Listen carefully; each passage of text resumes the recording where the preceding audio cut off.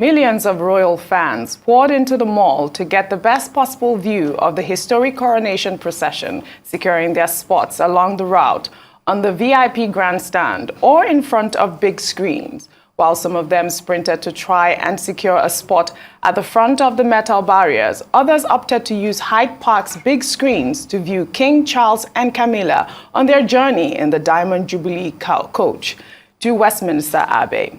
The die-hard royal fans were decked out in red, white, and blue, who had secured prime positions after camping out for days. So we've just seen the procession past. People are now filing out of Trafalgar Square. I'm joined by Laws. He came up from Bristol for today's celebrations. Tell me, what made you come up to London for this? Just to be part of it. It's all about the atmosphere here. There's a good vibe. Yes, there are people who have differing opinions, but I think everybody's just really on board, and it's something to be happy about in the country. Now, I have to ask, you've got quite a unique outfit on. What do you mean? It's my daily wear. You don't stand out at all. No. What made you decide to wear this? Well, I knew I'd be in camouflage in this kind of environment today. It's just get involved, isn't it? It's go full on or go home. There you go. Perfect. And were you up here when the Queen died? Did you come for that? Is this your first royal event? This is my first royal event, yeah. We didn't make it up for the Queen's funeral, unfortunately. We did spend the whole day watching it, though. So we did from 7 a.m. to 7 p.m. And I think it just made me want to be part of the next big royal event. And here I am. And as you did say, there are some people with differing opinions. We have seen some protesters here today. They've been chanting, "Not my king." What do you think about that? Everyone has an opinion. It's fine. It's a free country, and that's what we should celebrate. It'd be boring if everybody was the same. It would indeed. Thank you very much. No worries. Have a great day. All right, what a historical moment yesterday. I mean, you and Steve did an amazing job on the morning show yesterday. I did commend both of you. And of course, our correspondents out there in London covering the whole coronation ceremony. Congratulations to the King and Queen. I know that is also a very topical quote for the Queen, whether or not she is going to be, called the Queen or the Queen Consort, but she is the Queen Consort, which is the King's wife, and I mean, she is the Queen as well. But as you know, there were about 90 heads of state in attendance, 14 prime ministers, world leaders paid tribute to the King, including our very own president-elect, Bola Ahmed Tinubu, who wrote a letter to the King. I'll read an excerpt of that letter. He wrote, bearing your unique place in history as the first king to be inaugurated in Britain since 1937. I trust that you will follow in the glorious footsteps of your late mother and even surpass her achievements in the United Kingdom and the Commonwealth. But also we saw, anti-royals as well as pro-royals, the anti-royals, the republics, we saw them being arrested. Yeah. I believe about 6 of them were arrested in that protest with their placard, "Not my king." I don't know what your thoughts are with the anti-royal protests. Free speech, everyone is entitled to their own opinion. It's 2023. You are going to get people who are fully in support of the monarchy and people who are anti-monarchy. And both views are quite all right. It depends on which side of the fence that you sit on. 6 people were arrested, but in total, the Met Police confirmed that there were about 52 arrests in total on the day. Questions were raised and eyebrows were raised regarding democracy and free speech. What exactly were people doing to get them arrested? Was it holding up placards? If so, is that right? So it's a very controversial topic, but all in all, a historical day, 70 years since the last coronation, and the only coronation, or maybe, that we may experience in our lifetimes. Absolutely. That's correct. Steve? Well, I mean, for the anti-monarchy thing, I mean, it is actually not new. It's just that in 2023, like Lila said, it's in the full glare of everybody. There have been kings and queens of England, that there have been attempts, on their lives. People have always expressed the fact that things will have to change at some point. But beyond that, for me, I think it is the beauty it is the awesomeness of yesterday's event that I'm still trying to wrap my head around, because, you know, spending so many number of hours just watching glamour, watching a show almost perfectly delivered, you know, say something about a serious culture. Yes. Yes, it was largely religious. It's a Christian thing. But then you also saw that it was a deliberately inclusive event. And you saw practically everybody. And it shows where Great Britain is at this point in their evolution, you know, as a superpower, as world power, and as a leading figure in Christianity. A 90-year-old Hindu man, you know, took the globe to the king. A Nigerian-born British woman, you know, took the golden orb, you know, Dame, what's her name again? Dame Elizabeth Anyonwu. Yes. You know. She tells her... She's NHS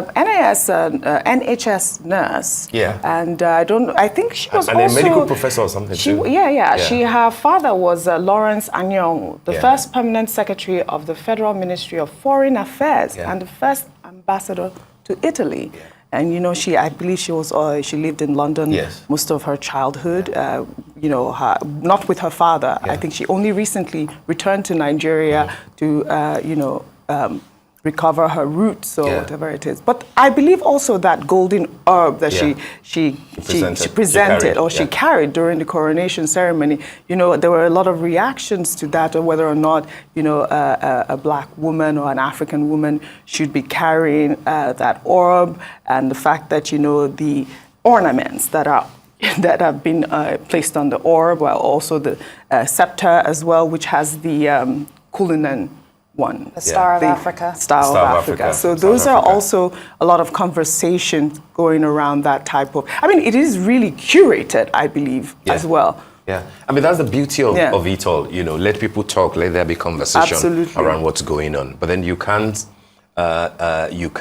remove what has been done. And it's the fact that it was an inclusive event. And it reflects positively, in my opinion, on where Britain is, you know, as at this time. And I think it's a glorious thing. A Nigerian is the director, or a Nigerian bunch, I would say, the director of communities for Prince Charles, who's now King Charles III. So it shows where Britain is. It shows the direction that people, you know, are heading. And I just love the fact that it went very well. Yes, a lot of money went into making sure that nothing, you know, goes wrong, particularly in the area of security. But in the show itself, in the, you know, solemn, yes, but at the same time, in all its glory. And people could see that every line, every movement, everything was well, you know, curated. And it's so good and timely for Nigeria. And I like the fact that, Oji, you brought in the fact that the president-elect says, you know, congratulated the king. In about 20 days, we will have the inauguration of our president. Yes, I agree that it is not the same thing when you're talking about the coronation of, you know, unarguably the king of the most popular royal family in the world. You know, but then we should tap, you know, using good examples from the kind of a thing that we have seen. What should we expect when big royalties in Nigeria are mounting, you know, the throne?